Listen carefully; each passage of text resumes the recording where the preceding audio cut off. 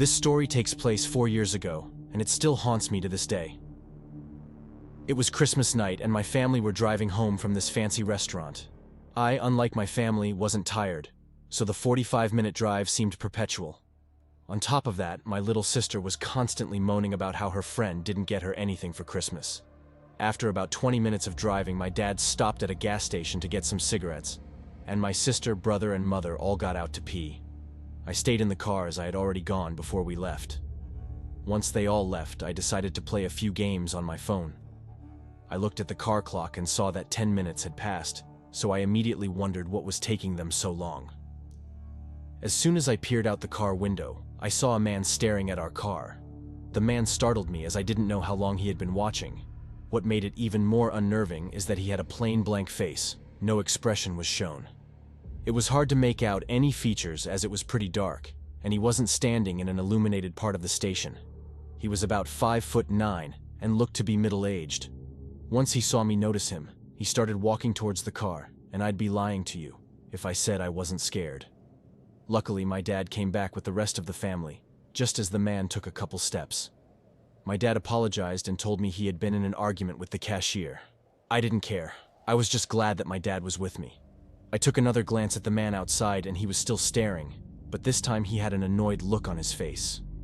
We drove off, and for the rest of the car ride, I couldn't stop thinking about that man. This wouldn't have been too bad if it had ended there, but it didn't. Later that night, I was watching YouTube while everyone else slept, and luckily for me, a storm was raging over us. I enjoy storms. It makes me cozy as I'm laying bed. I put my phone down and just enjoyed the ambience. That didn't last for long as I heard something smash into the window behind me. I lurched forward and nearly fell out of the bed. I thought a bird had just smashed into the window. I parted the blinds, and what I saw next haunted me. I saw a man standing out by my parents' cars, looking up at my room. I took a closer look, and I nearly had a heart attack. It was the same man that I saw at the gas station, only this time, when our eyes met, he grinned. Being the 14-year-old I was, I did the manly thing and screamed, at the top of my lungs. My dad came running down the stairs and entered my room. "Why the fuck are you screaming?" he said. I told him about the man, and I explained everything that had happened. My dad grabbed a baseball bat and told me to call the police. After 10 minutes, the police turned up outside our house and found the man in our shed. He got arrested, and that was the last time I saw him. The next day, my dad inspected the house, and we found the handle of our back door had been damaged, but not completely broken. It was Christmas Eve, and I was a freshman in high school. My family has been split up for some time, so normally we trade off of Christmas Day and Christmas Eve every year. And this year I had come home early from my grandparents' Christmas party, while everyone else was at my aunt and uncle's celebrating at another party. When I was dropped off, my cousins offered to stay with me for a few hours, yet I declined.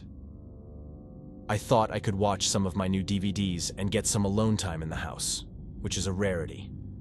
I had noticed an unfamiliar car parked on the street, but didn't think anything of it considering it was Christmas Eve. Probably a neighbor's relative or something. After I got inside, I locked the door, grabbed snacks, and started to settle down. I hadn't been home for more than 15 minutes when there was a knock at the door. I unlocked the door and opened it only a crack to see a man standing there. Dark hair, glasses, slightly overweight and dressed casually. He didn't look like much of a threat, but my stomach dropped. He asked, "I was wondering about the car outside. Is it for sale?" I told him I didn't think so. "Is there someone here I can talk to about it?" I said, and quite stupidly, I might add. "No, you can come back another time," and shut the door and turned the lock as fast as I possibly could. He reached for the handle immediately and started pounding on the door. I heard a string of profanities, and the pounding stopped. Terrified, I was crawling on the floor to the phone, hoping he wouldn't be able to see me through one of the windows. Then I heard the noises. Our house had an open garage door, and it led through to the laundry room, where the door lock was broken and no one had bothered to fix it. Just then I heard a man yell, and I saw the man through the window run to his car and drive off. My uncle had gotten him just in time and scared the man off. Who knows what would have happened if he hadn't made it home in time.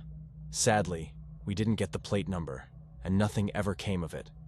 but I'll never be home alone on a holiday again. One early morning, I'm walking to my bus stop and eating a banana. It is dark, misty, around 5 a.m., and I'm debating if I want my daily Starbucks before or after the commute.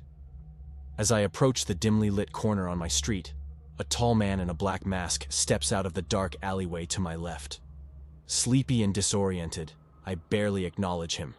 When he shouts, "Put down your fucking purse," and points his gun to my head, things start to click. The man says, "Put down your bags, ain't Tom?" And I tell him, Okay, I'm putting them down over here." He orders me to walk over to him, toward the alley, and get down on the fucking ground. And I agree, I'm coming. Okay. My heart is beating 1,000,000 miles a minute, and my hands still smell sticky with banana. I know I need to get away. I don't know why, but my mouth won't stop working. "Look, see, I'm on the ground. My stuff is over there. Please just take my stuff." But he doesn't like it. "Shut the fuck up, okay?" He gets on top of me and puts the gun to my head. At this point, I should mention the fact that I'm on my way to coach a high school practice and I'm dressed like a dude. Huge baggy pants, hat, jacket. If not for my telltale voice, I'd look like a prepubescent 90s rap star. Anyway, as the guy gets on top of me, he looks at me and pauses. I can't tell you why I know this, but I swear that at this moment, it clicks for him that I'm a woman. He gets off of me, stands up, and points to the dark alley. "Come with me." My stomach hurts. I remember that there have been a recent rash of sexual assaults in my neighborhood, during the daytime.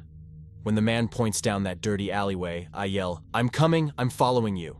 And the man makes a crucial mistake. He believes me. I take 1, 2 tiny steps backwards, toward the sidewalk, and he turns his body, and his gun, toward the alley. This is my moment. I take a deep breath, tuck my head down in case he starts shooting, and start sprinting away. I hear a voice screaming in a high-pitched wail before I realize that it's mine. After running 6 or 7 blocks, I head back to my apartment, hoping he's not there waiting for me.